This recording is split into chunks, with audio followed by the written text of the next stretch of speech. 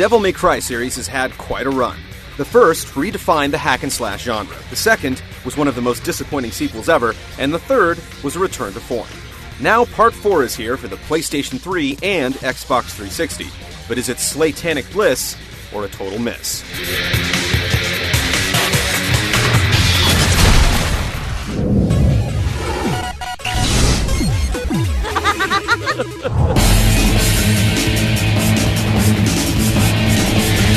This time around, Dante takes a back seat to newcomer Nero.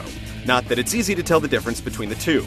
Nero is part of a secret society that worships Sparta, a character fans of the series should remember. Out of nowhere, Dante invades the cult ceremony, taking out its leader. Nero steps up to protect the Order and finds himself in a duel that he inevitably loses. The Order sends him on a quest to bring Dante to justice, and his girlfriend gets caught up in the mess, adding a rescue mission to the to-do list. Along the way, Nero rubs shoulders with a huge cast of interesting characters, and not all of them are initially what they seem. There are undoubtedly twists and turns that you won't see coming. There's just one problem.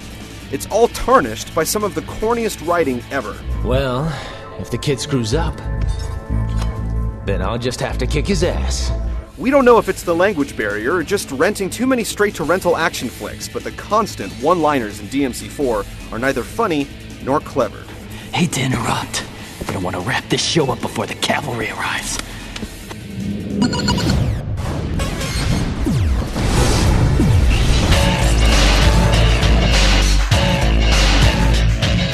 Devil May Cry 4 is split up into 20 different chapters. There are 2 different difficulty settings to choose from at the outset, and be sure to select wisely.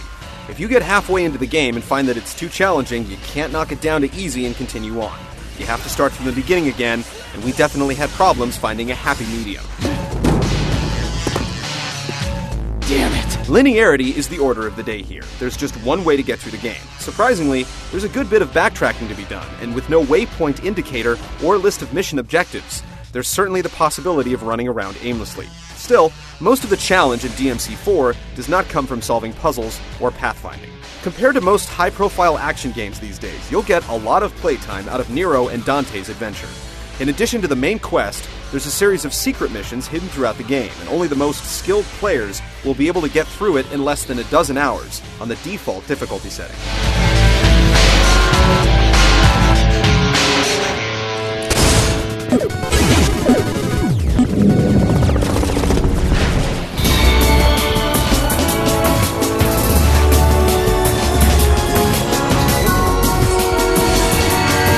Challenge is one thing that DMC series is known for. You'll get all you can handle in Part 4, though the difficulty doesn't really ramp up as you play. Instead, there's sections of the game that are almost too easy, and then you'll be hit with a part that can seem almost impossible. This is remedied a bit by the easier difficulty setting mentioned earlier and an option that will automate combos. And combos are what Devil May Cry 4 is all about.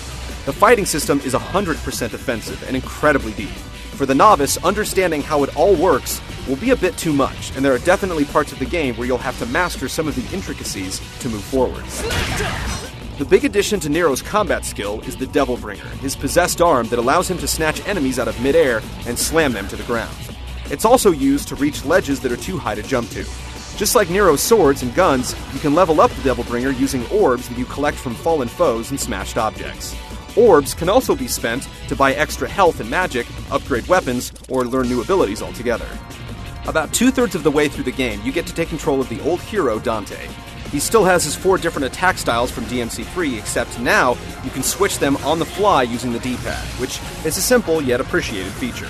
He also has a bevy of new offensive moves, including one of the coolest power-ups in the history of video games, that we won't spoil for you here. Now for where it gets complicated. Devil May Cry 4 includes the same juggle-happy combat as its predecessors. It's a blast, tossing enemies up into the air, blasting them with the gun, and then slamming them into the ground. This can take some manual dexterity, but it goes much deeper than that. This time around, the game includes an exceed meter that allows you to increase the power of some of Nero's attacks by squeezing the left trigger. Then there's the Devil Trigger, which allows both Dante and Nero to show their dark side for some demon-fueled mayhem. It operates on a timer, but it can be upgraded with orbs to add longevity. Come on! While the combat is better than ever, the other elements aren't as successful. Early on, you're asked to smack large steel objects called gyro blades from one side of the level to the other. It's annoying and not the least bit fun. The same goes for the simple puzzles or any time you're asked to complete intricate jumps or navigate narrow pathways. The controls simply aren't there, and neither is the camera. The fixed perspectives result in awkward transitions from one camera to the next, and rob you of the view you sometimes require. The boss fights are the best in the series' history, and they're hard as nails, as they should be. In between, the play devolves into entering a room, clearing it of enemies, and moving on to the next area where the process repeats. Catch this! The gameplay in Devil May Cry 4 is erratic. The combat is absolutely insane in its depth, although the average player will be lucky to scratch the surface. Just about every other aspect feels dated, though. From the poor jumping controls and stodgy camera to repetitive enemies and game structure, the series is beginning to gather some cobwebs.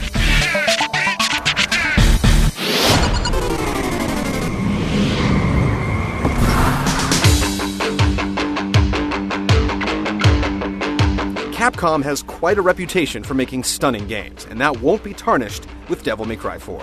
The cutscenes, minus the hammy dialogue, could teach Hollywood a thing or two about fight choreography. All the characters, attacks, bosses, and levels look amazing. The only real eyesore is the lighting model, which produces shadows that look absolutely terrible.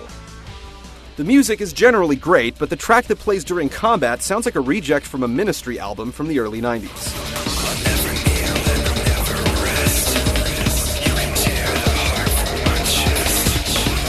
The voice actors do as good a job as you can expect considering the script they're working with. Who the hell are you? Glad I got your attention. I was beginning to feel a little ignored.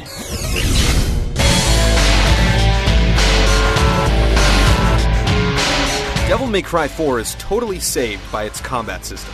It's deep and rewarding no matter what level of player you are, making hacking and slashing your way through waves of repetitive enemies still fun. The rest of the game is beginning to show its age, but the weapon and character customization are addictive enough to motivate old devil hunters to learn new tricks.